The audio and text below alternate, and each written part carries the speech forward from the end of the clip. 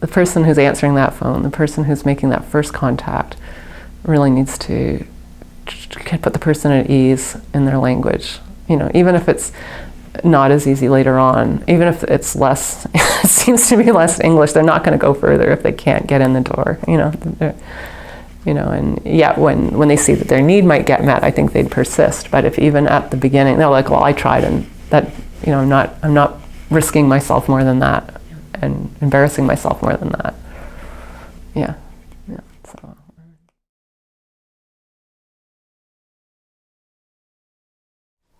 Oui, dans le fond, au niveau de la documentation, on a traduit la documentation, le site web, les messages téléphoniques.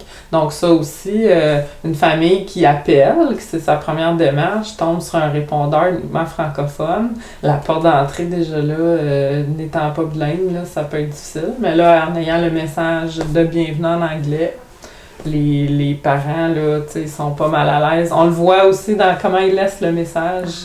Ils sont pas comme yes, c'est oh hi, I'm this person, I would like services. Fait que c'est ça, on voit aussi une différence par la documentation.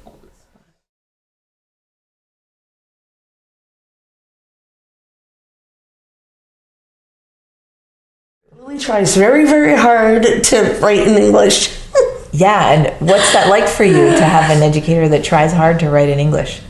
Even though she's only French. Well, I'm happy that she's trying another language, and I'm just happy to know that there's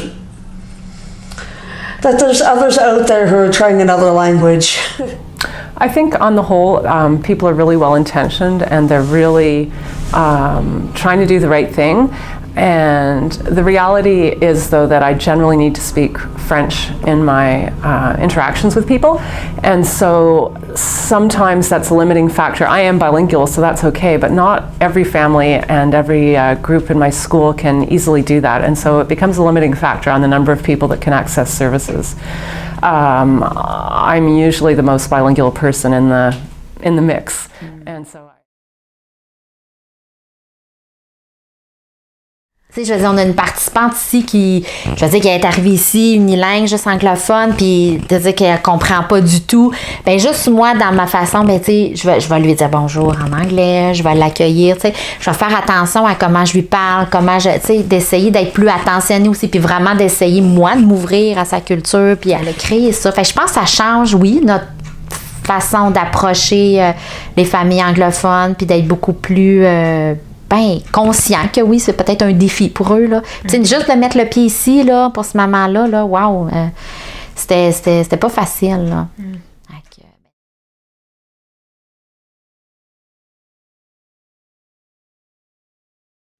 Premièrement, c'était de comprendre les besoins. Parce que, je veux dire, on les connaissait pas, on le savait pas, que moi je savais pas que une famille qui est née ici à Cowansville pouvait juste parler anglais puis comprendre l'anglais. Moi je savais pas ça. Fait que déjà là, quand j'ai compris ça, j'ai appris ça, c'était tout un défi de dire OK, mais comment on va faire pour aller les rejoindre. Puis ça prend quelqu'un aussi qui comprend la culture anglophone. Ce que moi, je savais pas qu'il y avait une différence vraiment de culture, d'approche entre nos familles francophones et anglophones parce que je ne connaissais pas le milieu anglophone. Bien, on a surtout changé l'écriture des rapports qui étaient uniquement en français. Donc, pour s'adapter aux clients anglophones qu'on avait, on les a traduits à l'anglais principalement. Quand j'ai commencé, elle mettait son rapport, on imprimait le rapport à chaque visite, elle mettait ça dans sa sacoche, tandis que le premier jour qu'on y écrit en anglais, je dis voici ton rapport en anglais, fait qu'elle était toute en ouais. Puis là, depuis ce temps-là, elle lisait avant chaque visite, avant que les enfants arrivaient. Ça diminuait l'anxiété, donc il comprenait plus qu'est-ce qui s'était passé durant la visite, t'sais. Il y avait peut-être moins l'impression de se sentir jugé, parce que là, il comprenait ce qui était écrit, tandis qu'avant, il ne savait pas. Voilà. Their actual journals are in French, and my reading is very, very limited. So they found another way we can communicate. And they even made it like an agenda with pictograms that you guys could communicate daily. Yeah. Through. If the English skills were stronger, and the service being offered, I think you'd get more uptake or more collaboration or more success with the program sometimes, with the services being offered in the English community. Yeah.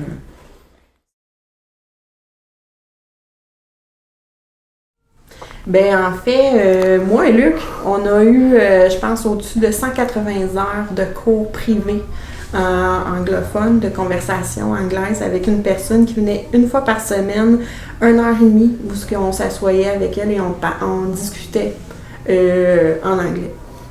Pour justement briser, dans le fond, là, cet inconfort-là, parce qu'on a tout le temps un stress à parler en anglais, mais tout à coup, je suis pas compris, tout à coup, qu'il rit de moi, tout à coup, Fait qu'on a toujours un stress, mais un coup que cette barrière-là est dépassée, mais on peut aller au-delà.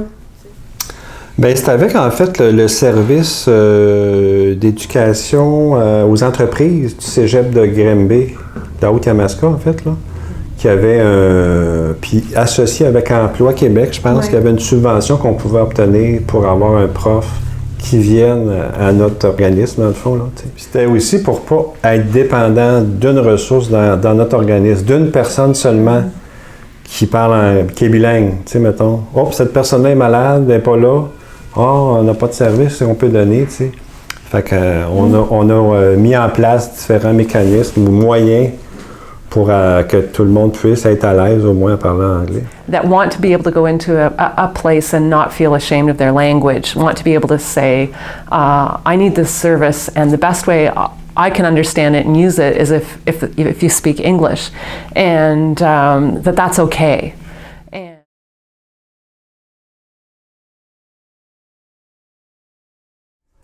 Ben en fait, c'est tout de traduire nos outils, puis de les mettre... c'est beau de le traduire en anglais, mais dans une communauté anglophone, il y a des valeurs qui sont différentes, il y a une approche qui est différente, fait qu'il faut l'adapter, cette approche-là aussi, là. Tantôt, on disait que la collaboration francophone et anglophone n'est pas la même. Il faut aller les chercher autrement. Fait que c'est comme ça aussi qu'on s'adapte. Parce qu'on fait comme exemple, on ferait une conférence, faire venir un conférencier sur la justice réparatrice.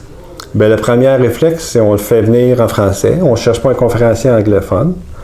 Fait que là, OK, qu'est-ce qu'on pourrait faire? On pourrait peut-être faire un conférencier qui est bilingue ou un francophone dans une région, puis dans une autre région, comme ici, on le ferait venir à Cannesville pour une activité, puis ça serait une activité, puis ça se passerait en anglais. Bien, tout le monde est invité, les francophones autant que les anglophones, mais le conférencier, ça va être une présentation en anglais.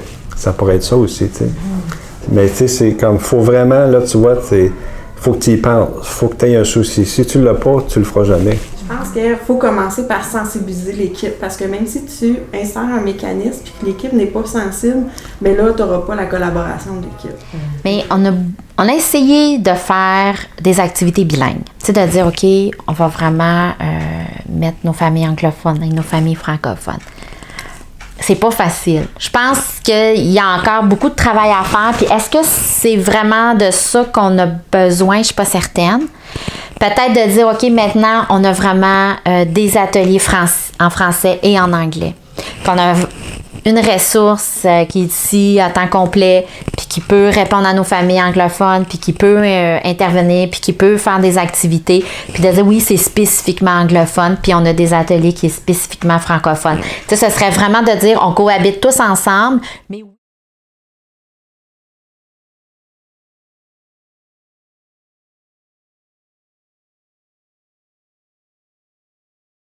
Dans le fond, dans les valeurs du sac à mots, on a la cohésion de la communauté, s'enraciner dans notre communauté, puis on le sait, notre communauté est à la fois francophone et anglophone. Donc, à partir du moment où est-ce qu'on décide de collaborer avec un partenaire qui est anglophone, ben, on crée plus d'inclusion pour tout le monde. On attire aussi justement des familles anglophones à venir participer dans un lieu qui, de prime abord, est plus francophone. Mais c'est enrichissant d'avoir ces gens-là qui joignent à nous, puis de pouvoir profiter aussi des ressources du Yamaska, entre autres au niveau de la traduction, là, puis eux de leur connaissance plus de la communauté anglophone. I think sometimes in our organizations, the English group is sort of a satellite of other organizations that has to be factored in rather than being really integrated. and to be on the original committees, not having sort of an English version of something happening somewhere else. And it's a little bit of, it slows it down, and it's a little bit of work on everybody's part to really bring English into the meetings or into the discussions, but you're going to get in the end, a much better result, or a much more valid service, or you're going to feel much more prouder because your work has been much more deeper, much more authentic, it's more connected, it's meeting the needs of the community, and that's where.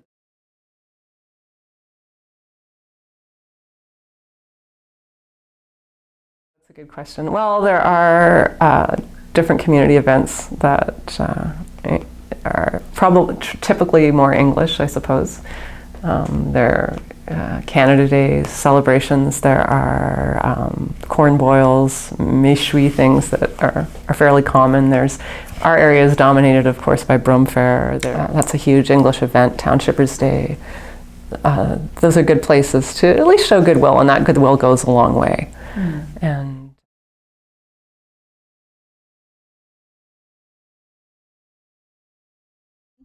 Puis récemment, l'événement dont tu parles, c'était le rallye, donc un rallye familial pour les familles de Cowansville qu'on a fait bilingue cette année. C'était la première fois qu'on le faisait bilingue. Et donc autant pour les familles anglophones que francophones, le même rallye, le même trajet, mais juste dans les deux langues pour permettre à tout le monde de participer. Puis j'en ai vu plusieurs familles anglophones. Oui, absolument. C'était quasiment moitié-moitié cette année là, dans les inscriptions. C'est super. Ouais. On pourrait penser qu'ils ont peur de la diversité ou de la différence, mais une fois qu'on crée une occasion justement qui est festive puis qui est informelle, ben ces barrières-là tombent. Puis, tu sais, on s'assoit dans un fauteuil dans la rue, puis on parle avec son voisin, tu sais, qui si on baragouine l'anglais ou l'autre baragouine le français, ben c'est ça, les barrières tombent, puis il y a plus de chances de créer des liens comme ça. Donc,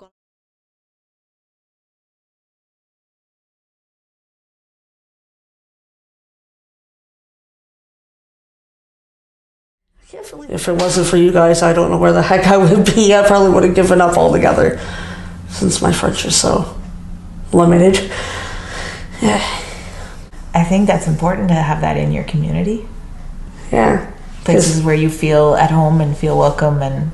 Yeah, I think that's a big part of it, because if you don't feel that, then you're kind of maybe wanting to give up or get more frustrated. Donc pour nous, oui, avoir des intervenantes anglophones, ben c'est primordial pour avoir un bon lien de confiance avec nos familles anglophones, qui se sentent plus accueillies, comprises, et non qu'il y ait une trop grande barrière, là, même si on fait de la supervision.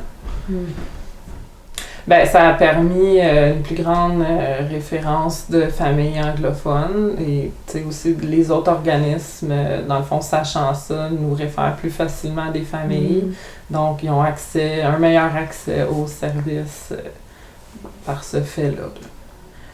Parce que quand on pense dans un continuum de services, bien, les gens qui ont été répondus puis ont bien été répondus dans leur langue, même si c'est pas parfait, mais quand ils voient que l'intervenant a vraiment un souci de répondre dans leur langue, avec les valeurs, avec leur culture, bien, ces gens-là réfèrent aussi à Justice Alternative.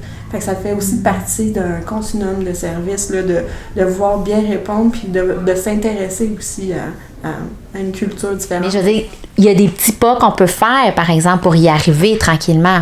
Puis si tout le monde, tu sais, je pense que l'équipe de travail ici, autant le conseil d'administration, on s'est dit, OK, oui, on a un beau défi à relever, mais je pense qu'on est capable de le faire. On va y aller étape par étape, on va faire des petits changements, mais il faut aller cogner à la porte, puis il faut aller les chercher, il faut créer le lien de confiance. I mean, it was a learning curve for me becoming bilingual, but I think we need to get past the language barrier and sort of look at what do we need, what are our communication resources that we have in common, and how can we use them together to further the needs of the people in the community that we serve, and just look at people more globally as individuals with needs.